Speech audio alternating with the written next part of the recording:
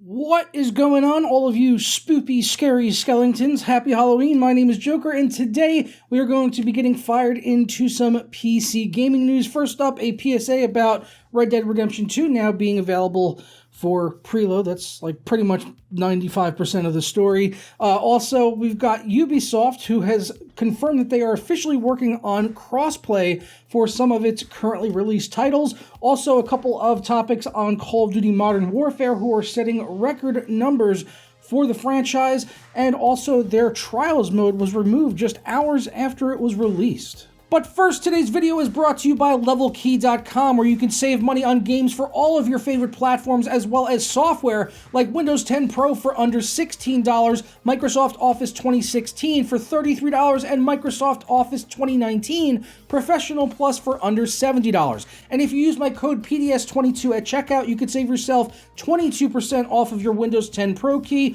or you can get 3% off of the entire website with the code PDS3, or 16% off with PDS16 for any software over there, so be sure to check out the links down in the description below. So first up, as I said, I wanted to just quickly do a public service announcement for Red Dead Redemption 2, which is coming out on November 5th. It is now officially available for preload as of yesterday. Actually, yesterday I was including a topic in the video, which is why I kind of had a couple of jump cuts about how it wasn't going to have preload, because someone had actually got in touch with Rockstar through their customer support portal and asked them when they would be able to download the game, and they were told that they would only be able to download it after the game launched. And then literally as I was about to start editing my video, thankfully it was before I edited the video, it was available for preload, which a couple people reached out to me on Twitter for. So yeah, if you've pre-ordered Red Dead Redemption 2 on the Rockstar launcher, you will now be able to preload it. The download was right around 109.5 gigabytes, and thankfully on my new gigabit line, it only took me 17 minutes to download it. So yeah, really awesome that we got the preload here about 5-6 days in advance, which is good considering the fact that I said the game is almost 110 gigabytes in size. So if you've pre-ordered it, go ahead and get that preload started now, especially if you're like my buddy who has DSL and it literally took him 26 hours to preload the game. Actually, he's still probably preloading it. When he started it, it said he had 26 hours to go because he lives in a rural area and the internet is absolute pants. One thing that is not absolute pants is the fact that cross-play will be coming to more multiplayer games in the future, thankfully. With Call of Duty Modern Warfare being such a success, the cross-play in that is second to none. Nothing like this has really been done before on this level with a competitive shooter, and I couldn't be more pleased about the fact that it has crossplay, because it increases that player pool, which means if people on PC lose interest like in previous years with Call of Duty games has always happened, although this game seems to be better in general than those previous titles, so I'm not entirely sure that would have happened with this particular Call of Duty, since it is such a good title, one of the best Call of Duties they've had in years, and I've been loving it so far. The story was actually really good in the game as well. I completed the single player yesterday. So yeah, the crossplay on that has been phenomenal, and I have no doubt that this is going to become a trend and something we see in more games in the future. And Ubisoft was actually asked about this and responded, and we'll go ahead and shoot over to PC Games N, where you can see that it says right there at the top, Ubisoft wants to put crossplay in all of its multiplayer games. So Ubisoft was asked about this, and their CEO Yves Guillemot, I think that's how you pronounce that, some kind of French name. He says, "Our goal is to put crossplay in all the PvP games we have over time." Guillemot then said that that is well on the way. So based on his wording there, not only do they want to put it in all the games, but they're already working on it right now. So that just leads me to think about what kind of games that they have out there now they could be reintroducing this into. Obviously, something like Rainbow Six Siege would be at the top of the list, although the player pool on PC is still very good. It's got about 50,000 active players almost on a daily basis over on Steam, and that's not even counting people that actually own the game through Uplay like myself. There's probably a decent amount over there as well, maybe matching that, maybe less. I'm not really too sure. I don't know. What do you think? Do you think more people buy it on Steam than Uplay? It still launches the Uplay launcher, So I don't really know why I'd buy it on Steam. I just have it on Uplay, so it works fine on there. But yeah, they've got almost 50,000 active players just on Steam alone, and then anyone else that buys it on Uplay is not even being counted into that. So, and that's only on PC, so there's a pretty big player pool already for the game, as it's just been getting better and better over the years, and it's one of my favorite shooters of all time, and I still play it almost on a daily basis, at least up until Modern Warfare came out last week.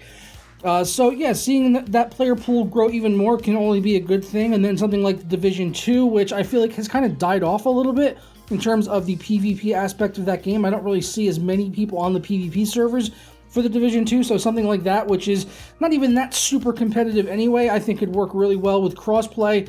For Honor was also mentioned in the article over on PC Games End, and something like that, which is not even a shooter, would work perfectly fine, as probably a lot of people play it with controller on PC anyway, although the controls for it work absolutely fine on mouse and keyboard. When I have played it, I usually did play with a controller. It just felt more intuitive to me personally. But let me know your thoughts on that down in the comments below, and crossplay coming into more multiplayer games. What titles would you like to see it introduced into? Maybe Battlefield could be a game. I'm not sure if it would work as well as Call of Duty for some reason, but yeah, let me know your thoughts and opinions down in the comments below, which games you want to see get cross-play in the future. And speaking of Call of Duty Modern Warfare, which we mentioned during that last topic, they have had a tremendous opening weekend for this title, topping $600 million in sales worldwide. One of their biggest releases of all time, and their best-selling Call of Duty game of this entire generation since the launch of the PS4 and the Xbox One, and there's no reason to deny why. The single player is good. They brought back the single player, but more importantly, the multiplayer is a return to form for the franchise. They went back to what worked back in titles like Modern Warfare 1 and Modern Warfare 2, with a complete reboot of the Modern Warfare series, which is confusing for some. I know my fiance is kind of like, why do they call it Modern Warfare if there's already been 3 other Modern Warfares? I'm just like, I don't... Because money, probably, because they knew that it would garner favor with the community, and they wanted to play a game called Modern Warfare because Modern Warfare. I think it's probably the best branch of the Call of Duty franchise. Although some people like Black Ops more, I think Black Ops has kind of got away from where it used to be years ago and has kind of gone down a different trail. Whereas Modern Warfare is definitely, I think, a return to form for the franchise with the gunplay and everything like that. A lot of people seem to be a little bit upset about some of the level design, which I can understand why, because camping is a serious problem in this game. There's just so many nooks and crannies that you can get into hide, and I know saying that camping is a problem in a Call of Duty game is kind of redundant. But in this game, it does seem to be exceptionally bad, and there is just this meta right now of just a couple of guns that people seem to be running. It's like most people are either running an M4A1, which is a super OP assault rifle, or people are running this double-barrel shotgun, which I couldn't even imagine using a double-barrel shotgun because I'm not very good with shotguns. But I feel like every time I get killed in this game, I'm being killed by a double-barrel shotgun by someone camping in a corner, and it does get really frustrating after not very long at all. And there's been definitely a few times where I've had to Alt F4 back to the desktop and close down the game because I was just getting absolutely rinsed by this same shotgun over and over and over again. But that's not what this topic is about. The topic is about the sales, doing $600 million, which beat out Black Ops 3, which did $550 million, and Call of Duty World War II that did $500 million. So they're definitely putting up some big numbers, and I'm curious to see what they're going to do next year with the Call of Duty series. If maybe they're going to go back to Black Ops, maybe World War I, who knows? Maybe World War II Part 2. We'll have to wait and see on that. And sticking with Call of Duty Modern Warfare, it's kind of a theme for this video, as it is crossplay, Call of Duty Modern Warfare. Big things are happening with this game right now. This news topic is really going to be only for people probably that own the game, that really actually have been playing it and care about the news of Call of Duty Modern Warfare. But the Trials mode, which was put into the game, it was either yesterday or the day before, was actually removed just hours after it was implemented into the game.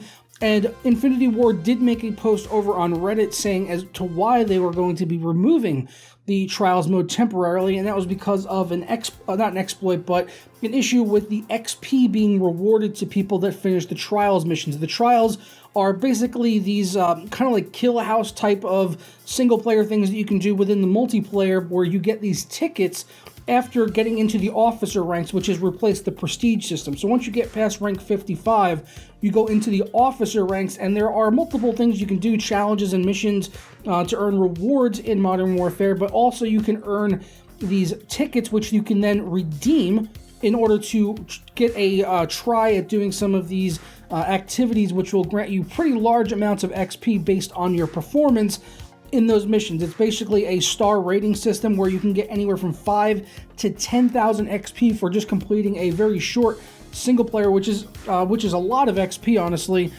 for doing just a very short challenge, like kind of like a kill house, like you would have seen back in Call of Duty Modern Warfare. If you remember, that was kind of like a thing you could just try, like, mess around in and try to get your best time on. And they brought that into this game as well, and yeah, you can get some pretty decent XP rewards for multiplayer. However, the issue was that people weren't getting the XP that they were supposed to get. So obviously, their response to that was to go ahead and remove it from the game temporarily while they can work on it. I guess there wasn't a quick fix for them to figure out why this was happening, so we're gonna have to wait for that to get sorted out, and then hopefully comes back into the game pretty soon. Although I haven't hit officer ranks yet, I am pretty close to it, and I am definitely going to be giving the trial as well a trial once it's available again.